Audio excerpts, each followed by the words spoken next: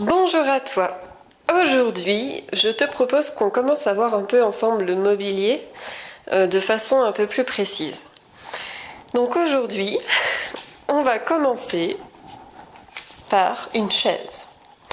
Alors une chaise, ça paraît simple, mais en fait, si tu as essayé déjà de dessiner, c'est pas si simple que ça. Souvent, ça a des courbures de dossier un peu spéciales, ça a de l'osier qu'il faut savoir faire, des petites moulures et encoches, gorges, entretoises, pareil, qui peuvent nous donner souci. Alors tu vas voir, on va céder de la perspective, et puis tout de suite, ça va devenir plus simple. On y va ? C'est parti. Alors, une chaise, comment c'est composé ? Si on la regarde de côté, on a le dossier et l'assise avec ses pieds. Et cette partie-là, on peut la considérer comme un cube ou un pavé, selon qu'elle est plus ou moins haute ou large, en perspective. Donc là, on a le cube ou le pavé. Et le dossier, c'est un plan un petit peu plus épais, en perspective, si on traduit en perspective. Alors, cette chaise qu'on a devant les yeux, l'assise est à peu près au milieu, un petit peu plus basse, et il faut absolument qu'on puisse tout rentrer. Donc ce que je vais faire en premier, tout rentrer sur la page, donc ce que je vais faire en premier, c'est la ligne de l'arrière de la chaise à gauche. Pour moi, c'est la plus longue, et je ne vais pas la faire trop longue pour avoir l'espace de pouvoir me corriger. Je laisse toujours un petit peu de marge. Je sais que mon pied de devant, là, il va venir plus bas. Donc, dans l'ordre, si je reprends ce que je viens de faire, j'ai le dossier et le pied en même temps.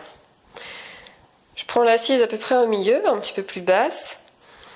Et là, je vais dessiner cette assise en perspective. C'est-à-dire que je vais me tracer des traits de construction, incliner de la bonne façon par rapport à ce que je vois.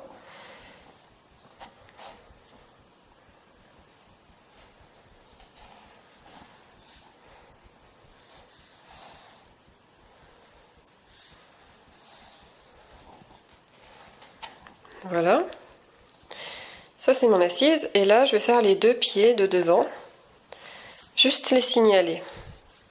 Par contre, je fais en sorte que leur longueur, leur hauteur, soit cohérente par rapport à ce que j'ai derrière. Donc, je me vérifie avec des lignes de construction. Pareil, inclinées de la bonne façon.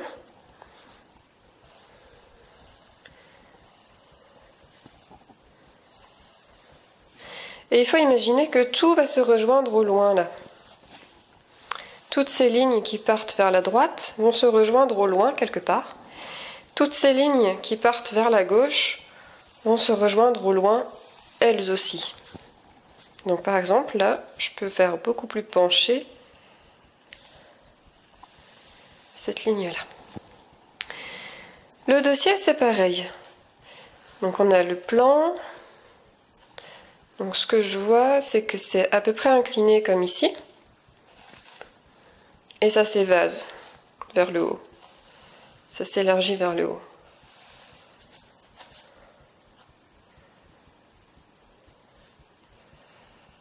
Ça s'élargit vers l'arrière.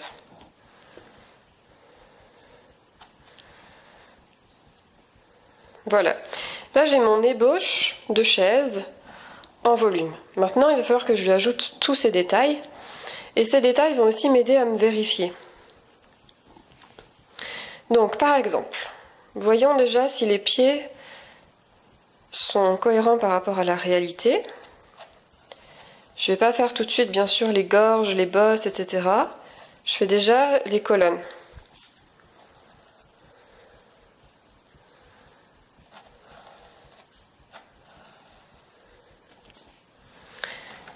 Ce pied-là est un petit peu plus bas que celui-ci. Donc là, on est juste. Par contre, là, il va falloir que je descende le pied de l'arrière. Donc, il va falloir que je modifie mon dossier pour pouvoir m'ajouter un pied à l'arrière de celui-là.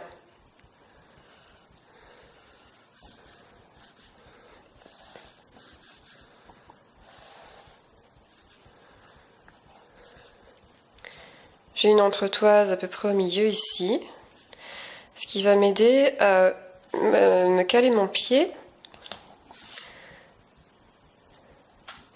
Alors je pense que je suis pas assez large derrière, parce que là j'y arrive pas. Pour y arriver, voilà, il faut que j'élargisse derrière.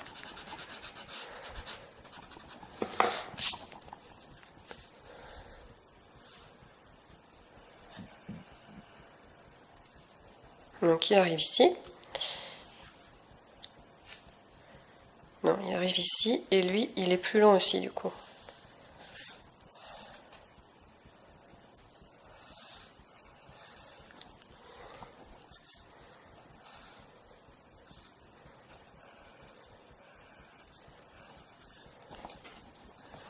Voilà, je vous gomme pour que on voit bien.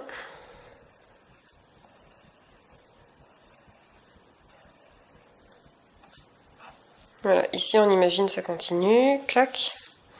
Ici on imagine ça continue, clac, on a le bord du dossier. Ici on imagine que ça continue, clac, on a l'épaisseur de cette baguette du dossier.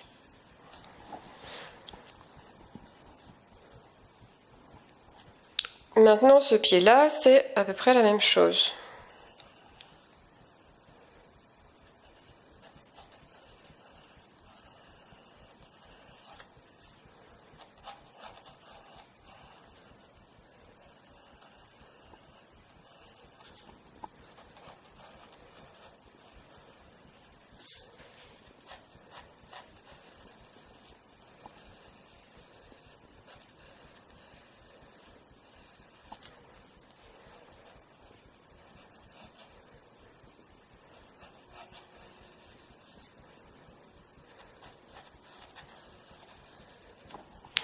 Voilà, j'ai fait ça parce que je sais que je suis cohérente par rapport au placement des pieds. Je peux rajouter ces détails-là qu'une fois que je sais que je suis juste au niveau des pieds.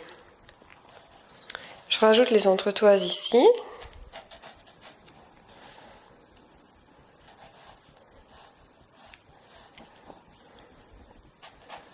Ici aussi, tout va bien.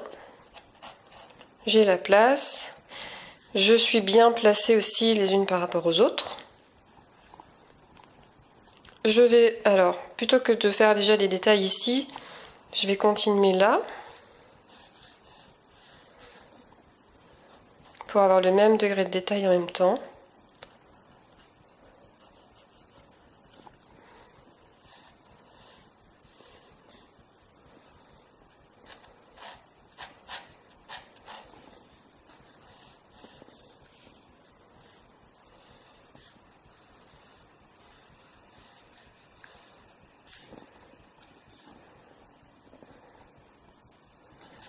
Voilà, alors il faut que j'incline un petit peu cette barre ici.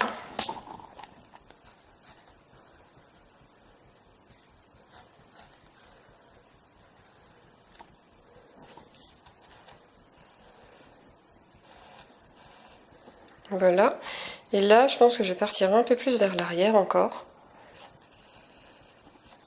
Parce que je trouve que c'est pas assez large en haut. Ça se ramasse pas comme ça, là ça paraît étouffé.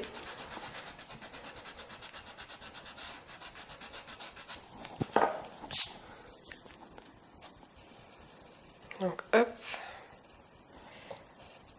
on va vers l'arrière.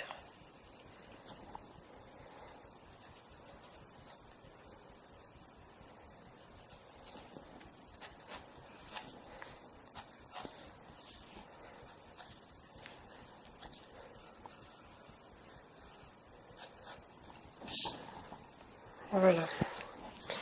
Et là, je vais enlever de l'épaisseur, ça me permettra aussi d'être plus réaliste.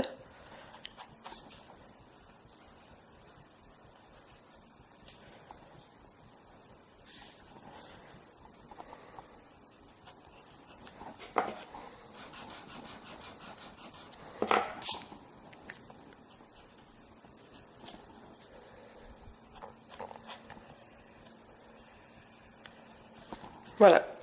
Il me reste donc l'osier.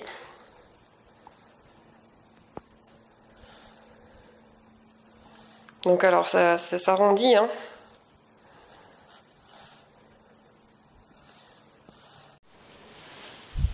Alors je sais pas vous, mais moi je trouve ça un peu plus long que ça n'est là. Donc je vais déplacer le pied de droite. Ça ne fait pas bouger le reste.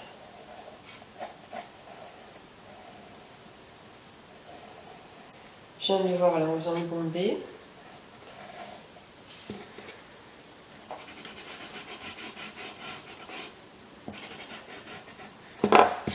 Et ma chaise, eh ben, elle va beaucoup mieux par rapport à ce que je vois.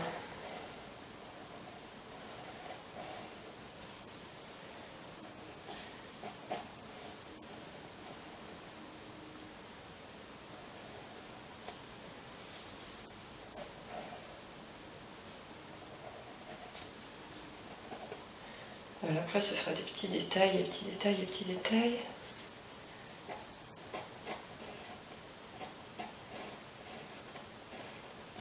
Que je vais vous mettre, je vais vous filmer ça mais en accéléré.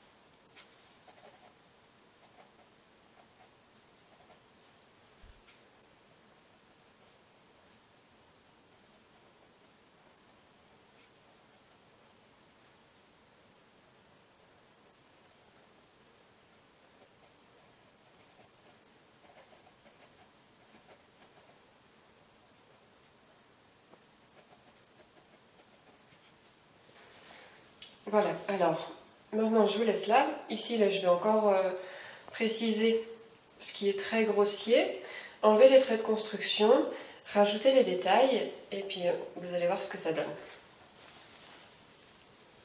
Donc voici le résultat. Tu vois que j'ai pas fait la chaise avec ses ombres. Je veux vraiment que tu t'attaches aux gorges, aux moulures, à l'osier, etc. Donc du coup, j'ai laissé le dessin en l'état. Par contre, tu vois que rien qu'avec les contours, elle est quand même en volume, même si on n'a pas l'ombrage. J'ai quand même rajouté l'osier, les bordures, les gorges, etc., etc. À toi d'expérimenter chez toi. Prends une chaise qui est relativement simple, en tout cas une chaise qui te parle pour commencer chez toi, pour expérimenter ça. prends bien une chaise et pas une table par exemple, parce qu'une table c'est encore un autre jeu, en tout cas pour commencer.